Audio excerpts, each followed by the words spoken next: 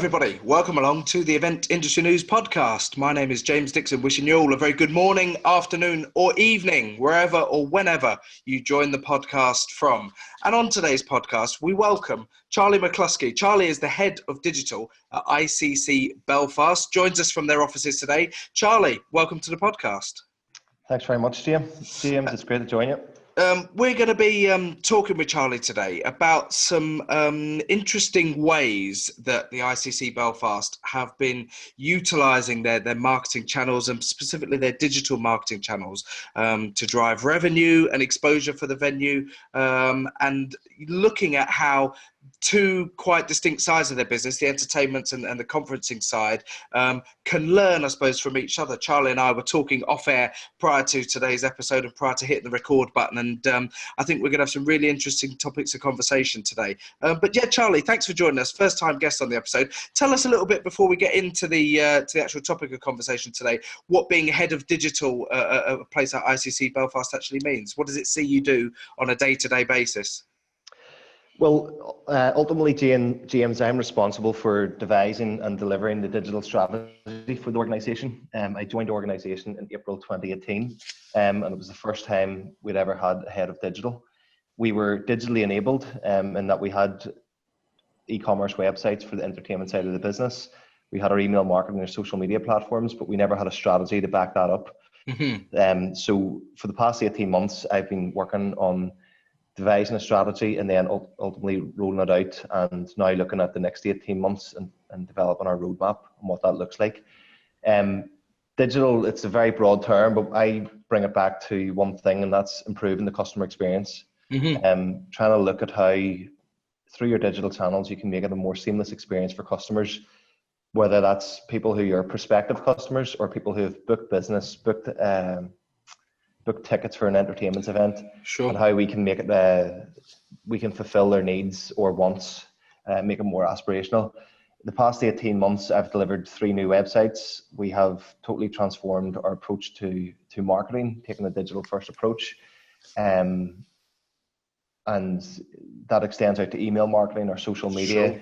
All different touch points of the business. So any one day can look very different. During the summer, we've spent 3 months, and it was complete deep dive into ticketing systems and email marketing or website builds. And then now the past sort of 3 months since the launch of our latest 2 websites, we've been focusing on ironing out any snags and just really analysing the data to see how they're performing. And I'm interested to pick up on a what I see as a key word that you mentioned when speaking about that, and that was the word seamless. You mentioned making it a seamless experience for customers. When you, how do you see and actually how does the seamless experience manifest itself from a digital point of view? Well, I mean, if I can speak specifically about our business and an example of it, whenever I joined, we had one brand. So we were Belfast Waterfront, right. And that brand covered conferencing and entertainments. Yeah. The website serviced both needs, conference and entertainments, but what would have happened, and we had, this is a specific example, we had a conference organizer who came onto our website. The first thing that they seen on the website was an advertisement for Dream Boys, which was one of our entertainment shows. Yeah. And they felt that they were on the wrong site, so they went back off, done another Google search, came back on, found the site again, and then they had to sort of scroll around, and eventually they found the conferencing section. Yeah. But ultimately what they done is they abandoned the website and rang. You know, they called the business, clarified, are they in the right place? Are they accessing the right information? So that wasn't seamless, and it's very obvious whenever you get that example of why it wouldn't be seamless, because, you know, the message, we're advertising a conference venue. Sure. But, you know, the first message is very much entertainments. So what we have done in the past 18 months is look at all of our touch points with customers and try to be a lot more targeted in our approach in terms of attracting people to our site. So we talk about high to medium intent users accessing our site. And then on the website, we've looked at our analytics, Google Analytics, email analytics, social analytics, and try to paint the picture of how our customers interact with us and how we can improve that journey. So a very obvious example on entertainments is we looked at our basket abandonment rate, And what we'd found is we had a 60% basket abandonment. So that was people who had selected get tickets, arrived on the seat selection page, and then decided against it. Right. So in developing our new website, we've taken out steps of the booking flow, so to reduce the potential for people exiting. But we've also we've improved the seating map, we've improved the information, we've front loaded the website with more information. So before somebody makes the decision to get tickets, they have all the information they need. So from prices, from dates, from the venue information. And what we've found is in a very short space of time, our basket abandonment rate has reduced by about 30%. So again, that's a more seamless approach. Yeah. On the conferencing side of the business, we now have a dedicated website that's specifically for conferencing. And we've done competitor analysis. We looked for best practice.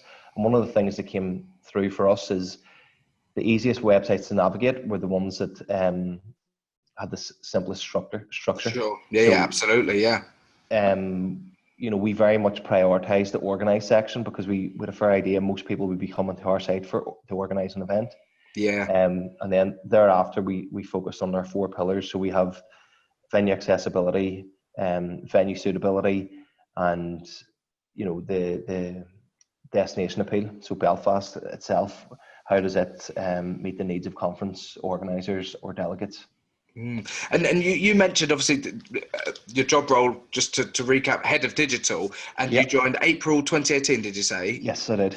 And I think we're in a world now, undoubtedly, where as consumers we are in a sort of privileged position in a way that we have access to a lot of digital information, websites, social media platforms, and as consumers, we also shape how businesses like yours are actually acting now, but by doing what you're doing, because we demand things to be easy, don't we? As a consumer, I know that if I go on a website and I can't find what I'm looking for in 2 clicks or a couple of scrolls through a page, then likelihood is I'm going to abandon it and go to a different website, whether that be if I'm shopping or looking for some information on something. Consumers do drive now how people are shaping websites, which perhaps even 10 years ago wasn't quite like that. The websites were dictating to the people using them how they wanted to use it. And if you don't react to how consumers interact with digital content now and make it easy for them, like you pointed out, the simple fact is they will get, they'll go somewhere else, or you'll have this abandonment statistic that you get with people not completing purchases. So you have to analyze what consumers are doing, don't you? And adjust your own offering to suit that. Absolutely. And there's a couple of things in that, James. So, and we've actually quite a good example of how we've responded to consumer demand on the entertainment side, and from the lesson we learned from that, applied it to the conferencing side. So whenever we were launching our new entertainment's website, we'd done a deep dive into our analytics, and that gave us things like the basket abandonment. It gave information about how people were finding our site, which would influence decisions we would take on search engine optimization and our always on advertising campaign. Yeah. But one of the things that was really beneficial to us is we reached out to our customers, and we carried out a customer survey. So people who have bought tickets online, we had 600 responses, and the data and the value we got from those responses, in my mind, was the real change in how we developed our website. So as an example, one of the things that came back from customers were our sites were confusing. So on the entertainment side of the business, we have 2 websites. We have the Ulster Hall and we have the Waterfront Hall, because we have 2 venues. Okay. But both of those sites were dual branded. So if you had landed on the Waterfront website, you would have seen the Waterfront logo and the Ulster Hall logo. Right. And then on our event listing, we didn't make it clear what event was taking place in what venue. Understood. Right. Add into that the fact that we also had conferencing information on the entertainment website. It was a very clouded customer experience. So we stripped back, we dropped the dual branding, because if you go to the Ulster Hall, you expect to see the Ulster Hall logo, you don't expect to see the Waterfront logo. Yeah. And from, we've dialed up saying what venue the event's taking place, because we just assumed people would know this, but it's been very obvious in our approach. But one of the things we introduced was site search, because again, consumer behavior now is we rely on search because of Google, because of Bing, because of the big search engines. It's driven a consumer behavior towards search. So despite the fact that people can navigate to certain sections of a website, or can navigate to an app and access certain information, we rely on search. So even if it is like Amazon, rather than typing out amazon.com, we will typically search and then click on a search result. Yes. So that's a user behavior before somebody gets to a website. But we then said, well, we'll transfer that into our website as well. So essentially what we done is we changed on our old entertainment websites. We didn't display our search bar. It was hidden behind an icon. So you would click on the icon, the search bar would expand. So what we found from our data is 2% of people who used search went on to make a purchase. Right. But there was a very small number of people using search. Now 20% of people who use search on our new website, or 20% of people who use search make a purchase on our new website. Okay. And that's because we've expanded the search bar, so it is always on display. It's front and center of every page, because that's the user behavior. We front loaded the events so that in the search results, the first thing that you would be met with is events. Sure. And it was really important, because we had to think that's why people are coming to the site. So a very, very small tweak, but it's had a massive impact.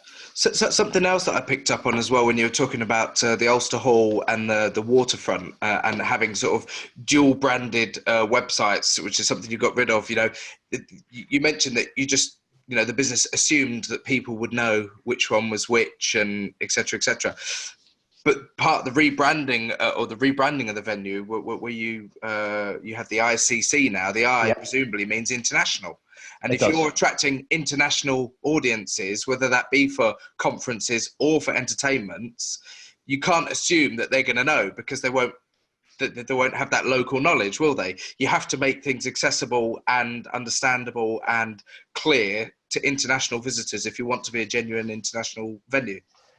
So again, that was another big challenge for us, because we joined when our team, the marketing team, joined, and we got mobilized.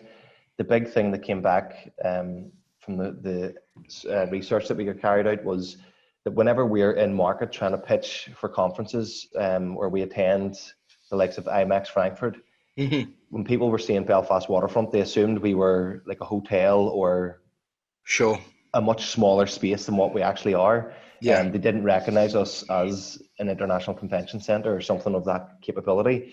So it was a very obvious thing for us at that stage we needed to rebrand, and we needed to create a brand specifically for the conferencing side of the business.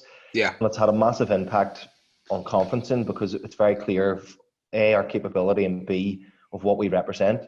And then from an entertainment perspective, it has helped as well, because it has clarified we no longer have the confusion of a website that contains both entertainments and conferencing events. Absolutely, And I suppose the past 18 months, we've worked very hard to devise the brand and then ultimately launch it. And, we have an always on advertising campaign that runs, and we're bringing in incredible amount of impressions a month, against our brand terms and against sort of keywords that we would be bidding on relating to conference organizers. Well, when you've sat down to piece together and plan a digital strategy for the marketing of the business and for the venues, you've already made it clear that there are two distinct strands. You've got the entertainment, so you've got the conferencing side of things. Do the strategies vary wildly for those two distinct different types of the business there, or are there overlaps where some of the strategies will be similar, others will be tailored depending on whether or not you want to market for entertainments or conferences? Yeah, well, the similarity is the fact that we target high to medium intent users. So that's the market that we're going after are people who are actively showing an interest in either entertainments in Belfast or conferencing. So the conferencing could be throughout Europe. It doesn't have to be specifically Belfast, but we're wanting to put ICC Belfast in front of people who are interested in organising conferences. So that's the similarities. Beyond that, the marketing approach would be very different then, because conferencing is more of a slow burner. You know, it's the bidding cycle is a lot longer. And then actually, even when you actually get a conference confirmed, it could be 2, 3, 4 years time. So how you would nurture that relationship and how you would drip feed information to the client would be very different than entertainments, because we have entertainment gigs that, you know, could sell out in one day for an event that's taking place in 6 weeks time. Or we have an entertainment event that could be a year away, but it'll go on sale today. So our approach would be very different. An example of that would be we send a weekly entertainment's email newsletter, but in conferencing we send a monthly email newsletter, because there's not the same churn of information or news. Whereas in entertainments we could have maybe 4 or 5 on sales in 1 week. But the similarities come from what we learn on entertainments, we try to apply to conferencing. So the example I give you of site search being a very relevant and, you know, very important thing for the entertainment business. Whenever we launched the ICC Belfast website, which we launched in October 2018, we purposely made a decision not to include site search to begin with, because we wanted to keep people razor focused on our 4 key sections. So organising an event, venue accessibility, our media hub, and the About Us section. So we wanted to keep people very focused on those core sections. So we removed site search, but actually seeing how it performs in entertainments, we now see that it's a consumer demand, and consumers demand it. So we've introduced site search in the past couple of weeks on the conferencing side. So we're in a very lucky position that we can learn from both. We do take an agile approach to our websites, and that we consider it a minimum viable product, and it's continuous improvement. We're going to learn from our data, and we're going to make incremental changes. So the ICC Belfast, as you see it, there'll not be another big redevelopment or redesign anytime within the next, say, 3 years, but we could be making incremental changes that have a significant improvement on how we market or the customer experience.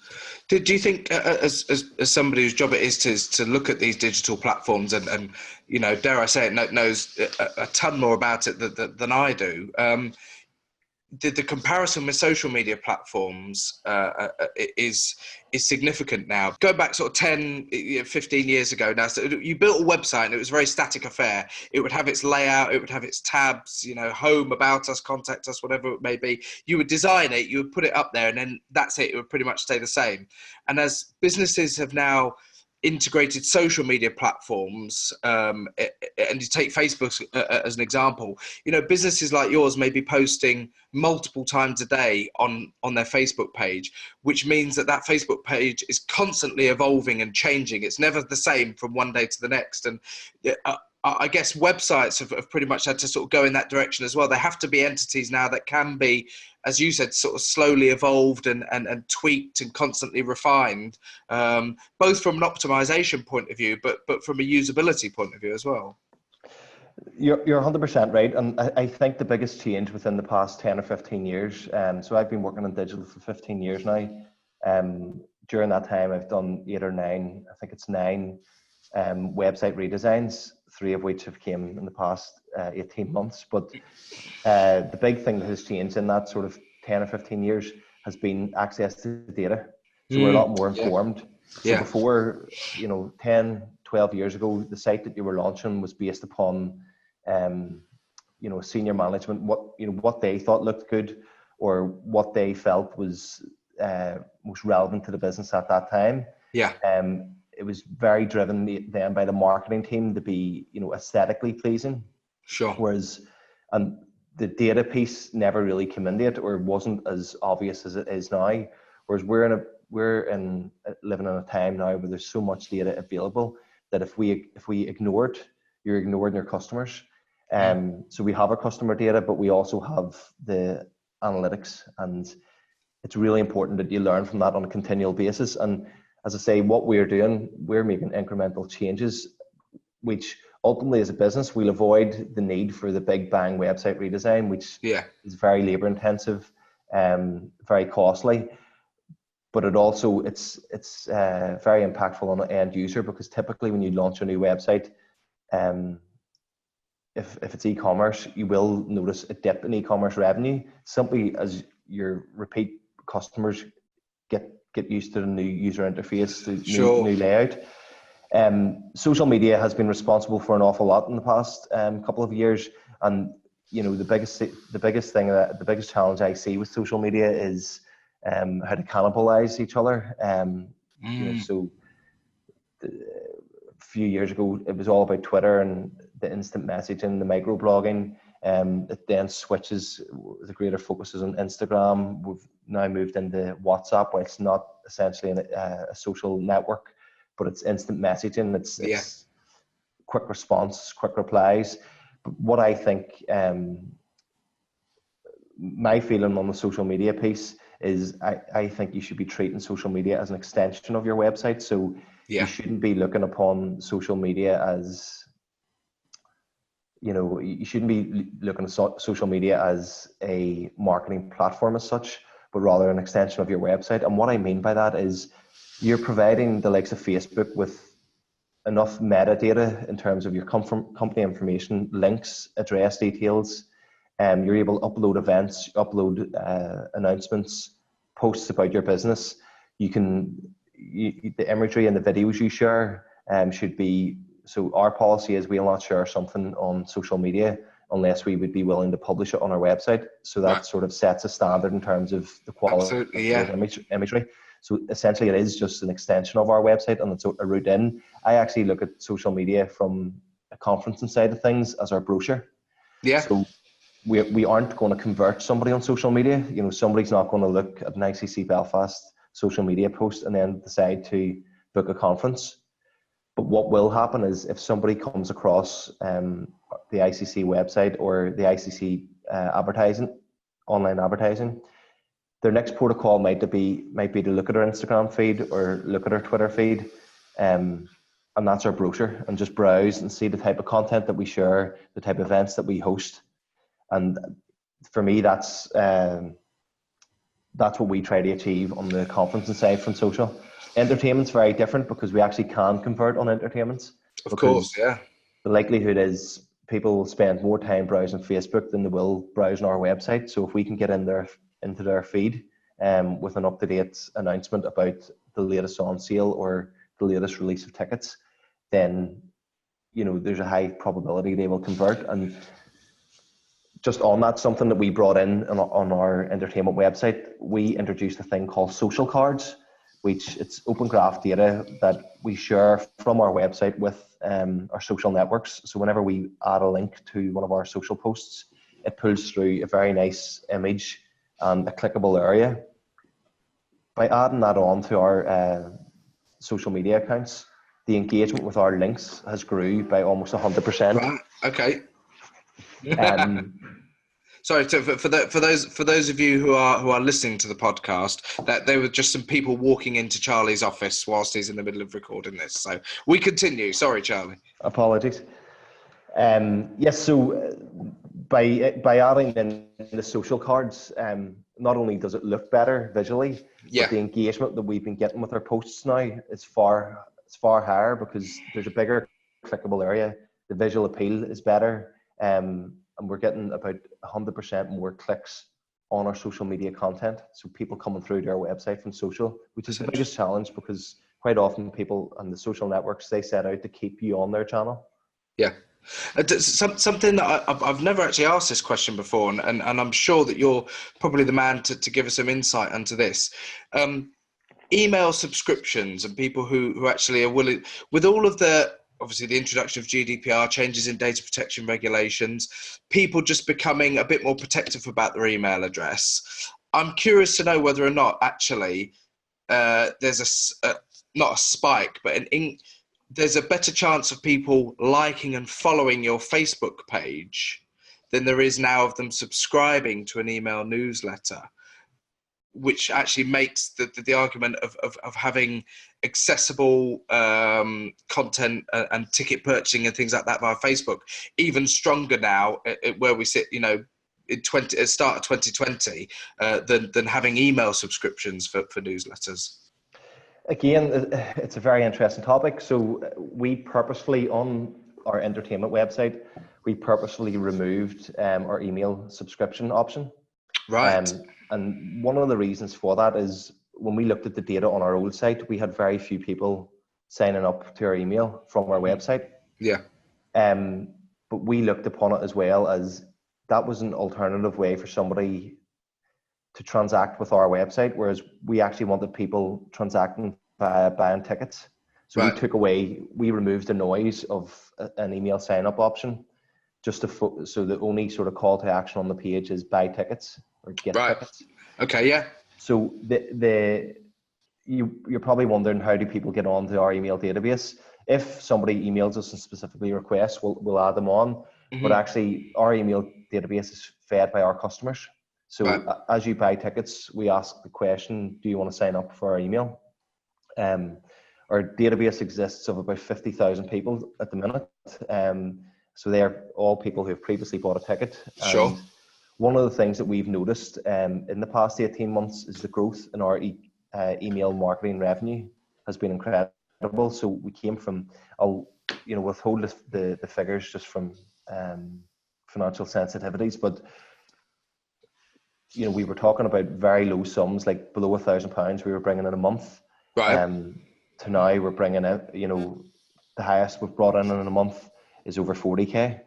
Right. Okay. And that's because we've adjusted our approach to email marketing, and our approach to email marketing has changed in that we used to send what were called soulless emails, and these were emails you would send about a specific show, so about Snow Patrol or about pantomime, to what we considered a targeted audience, targeted list of people who have previously booked. We dropped that approach because the data said it wasn't working, and we introduced a weekly newsletter. Yeah. So we send it out to our whole database, and that has been the big impact for us. We've went from a very small amount of revenue per month to a very healthy amount of revenue per month. But you're right, it's not as many people are giving up their email addresses, and perhaps that influenced our decision to drop the email sign up from our website, because on conferencing we could see that our database was growing big enough anyway through the ticket sales, or on the entertainments it was growing big enough through ticket sales. And on the conferencing site, which we do have a very clear email sign up, we don't get a lot of people signing up for email updates. Yeah. And it's probably because they know they can get them from social media. And it's interesting, just going back to something that I mentioned right at the start of the episode when I asked you about how you would determine a seamless experience for customers. I've just gone onto Facebook here whilst we're recording, and just gone onto the Waterfront Hall and Ulster Hall Facebook page. 38,711 followers at the moment on that page. And you said that in terms of email, database, about 50,000. So, that will, pretty much catch up with your email database. Yep. I would imagine, in the next few months, I dare say, you're probably getting, hundreds of extra followers every month for that Facebook page.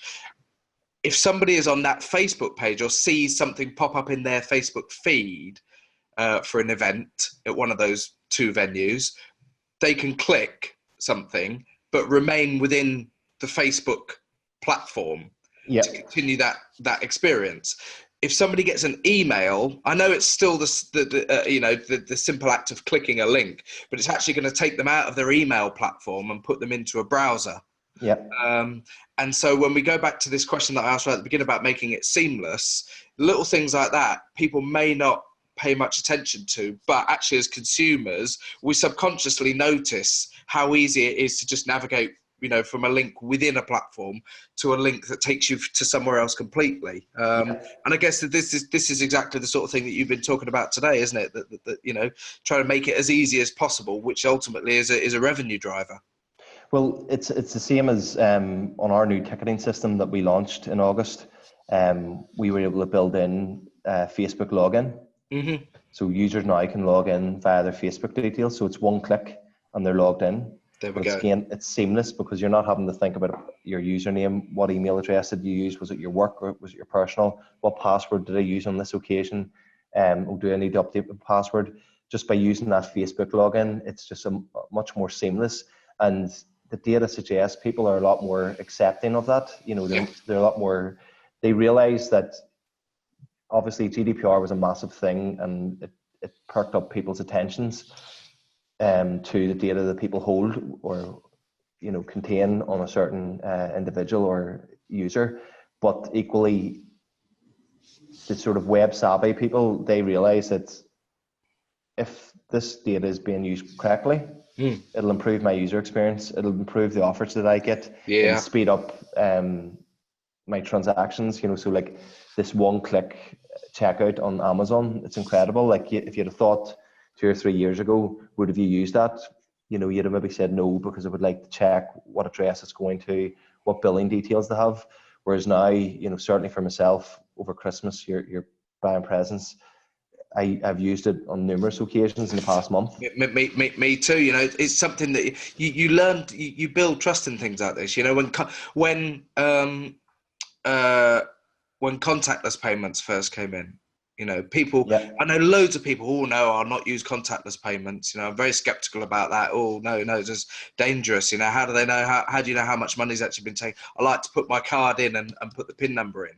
You know, and now we're a stage further. People don't even get their cards out of their wallets anymore. They just tap their phone. You know, and they're quite trusting about it now. And I think it's that confidence builder over time, isn't it? Once people realise that something is secure and safe, that you know, once they've adopted it, they'll stick with it. Well, the phones, that's a great example because it's actually even more secure, you know, because you don't have the risk of losing your card that is tappable. So like if somebody picked up your card and wanted to tap straight away, they could.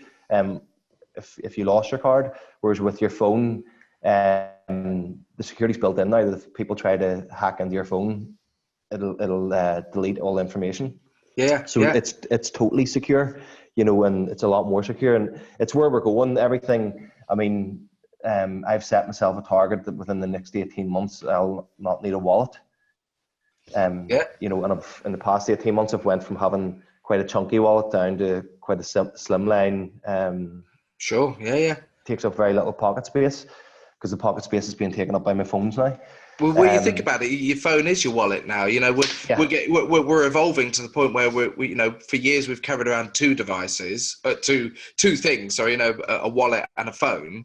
You know, and we're moving towards, you know, a point now where you can leave the wallet at home completely. You know, unless you actually need cash. But you know, more and more, and that's something that we're getting a bit pushed for time, but something I did want to ask you, and it's a bit of a sort of a tangent to the whole digital side of things, but as a venue, do you look at things like digital payments and whether or not is it something that you're involved in, taking the venue down the sort of the cashless route? Because I know a lot of venues now are starting to look at that route for many different reasons, and is it something that's on your radar? Well, I think, you know, we have an obligation to look at it, just given the trends and the things that are happening within the industries, particularly within entertainments, and just, you know, consumer behaviours. But then equally, you know, we also have an obligation to our customers. So again, we can look at from our ticketing database, we can look at the profile of our customers and break that down and understand the demographics of our customers and who's how they're interacting and engaging with us. So, you know, I would imagine it'll be a while yet before we would consider being cashless. But certainly, you know, at our point of sale in the business, you know, we have, you know, it's contactless. We are looking to integrate with Apple Pay now because that's built into our ticketing system. With the new ticketing system and provider that we've went with, Tessitura, that capability is all built in. And it's almost modular, so it's deciding when and at what point do we switch that type of thing on. But yes, it's absolutely, it's on our roadmap, and that we have to consider it on a continual basis and see at what point does it flip and where does the demand change that's just expected. It does have implications from us as a venue, from you know, cash handling and things like that. But we are considering it. And that's actually, it's a slight sort of, as a slight aside, one of the things with our digital first approach, whenever we introduced digital first in April 2018, one of the fears were that we were going to cut off a demographic of our audience who aren't online, the older demographic. But actually, what our data has told us, our Google Analytics, our biggest growth area of users last year was 65 plus. Our biggest growth area of e-commerce revenue was 65 plus. Wow. Second was 55 to 65. So despite the fact, now it was still one of the smaller, it was, in terms of the overall revenue generated from that demographic, it was still one of the smaller groups. Sure. But what it shows is that these people are online. And if we think about this, sort of 20 years ago, colleges and technical colleges, they would have been running courses on the internet for beginners. Absolutely, yeah. 20 years ago, the 70-year-old was 50. They were working in an environment that was digitally enabled, sure, emails, websites every day. So there's no such thing as people not being online now. Every month, our mobile traffic grows. So we're up to about 70% of our traffic comes from mobile. Yeah. That growth isn't coming from the likes of me and you, James, because we've had our mobiles probably for the past 20 years. That's coming from the likes of my parents who, yes, they've had mobiles for 10 or 15 years, but now they've got smartphones because, they've finally upgraded to a piece of kit that allows them to browse online, and the phone and the web experiences are now such that everybody has a mobile site. Everybody has a very usable mobile site. So this argument or this sort of belief that people aren't online or people, the older demographic aren't online, it doesn't cut it anymore. Yeah, absolutely. And when you think about it, in another 10 years' time, we'll be, 30 years into the digital age of websites and e-commerce and things like that. Yep. So in another 10 years' time, you would have to say that probably 95%, maybe more, of people who are alive in this country will have worked, not just used, but will have worked with digital technology and digital platforms at some point. People who are, have been retired now for 20 years, like you said, were at some point, even at the end of their careers when they retired, probably had started to come across websites, email, things like that. So, we are close to a society that has universally experienced and accepted, digital communication technology. 100%. And as I say, we're finding it with the numbers. The numbers are telling us the older demographic are consuming, are hitting we are hitting them with our messaging, our targeting, our advertising, and then they're transacting on our site. So whenever we were building our site, one of the things that we considered was the simplicity of it. So we didn't try to go for any, fancy design that, would really, from a brand perspective, might look really fancy or look something really impressive. We look for something very simplistic.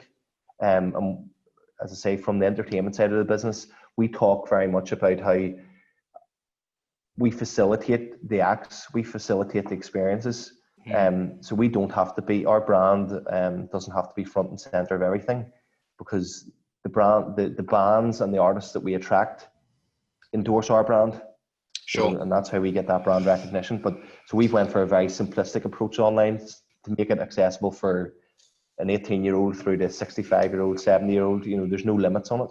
Sure. And I always think a good website is like a good PowerPoint presentation. Just because you can put tons of different transitions and hundreds of different animation elements into a PowerPoint presentation doesn't mean that you should. Doesn't mean that you have to have it in there. Just because you can do fancy things with websites doesn't mean that you should absolutely have to have them in there for the sake of having them in there. If they enhance what you're trying to present, great. If they don't enhance what you're trying to present and communicate, then take it out, get rid of it. They can be fancy for fancy's sake sometimes, and ultimately they've got to serve the purpose that they're intended for. Yeah, 100%. And that's ultimately what it comes down to. You're looking, second guess everything that you go to do on a site, and you look at your data, you look for feedback, you look for best practice. We are lucky, our for both conference and entertainments, our approach is to benchmark best. So we benchmark the Amazons, we benchmark, the big e-commerce players. We say, what are these guys doing, and how can we transfer that back to ourselves? And so far it's worked very well. Like, from a conferencing perspective, the amount of engagement we get with our advertising, our social channels, and the traffic we're getting to our site, it just wasn't happening 18 months ago. And, we're seeing the impact of that, and more RFPs, more inquiries are coming through via our website. And one of the things that we've extended into is we've started to support conference organizers. So people who book business with us, we've started to support them with bespoke digital marketing campaigns to help drive their delegate numbers. So we recently done a campaign with Bapin, who held a conference with us at the end of November, and we ran a campaign for 6 months to help drive delegate numbers. And they have seen a significant increase in delegate numbers. They've seen a significant increase in engagement with their content, their registration page, their social channels. And that shows you the capability of our venue. So we have a venue that's an international convention centre, but we also have a team behind that reflects the stature and the size of our venue. And we have that expertise. So the expertise that we're learning from entertainments, we're now starting to share with our clients and conferencing. Excellent. We've been joined on the podcast today by Charlie McCloskey. Charlie is the head of digital at ICC Belfast, and we've been speaking about some of the ways that the venue has, I suppose, analysed and rethought its strategy towards marketing, and particularly to its digital marketing.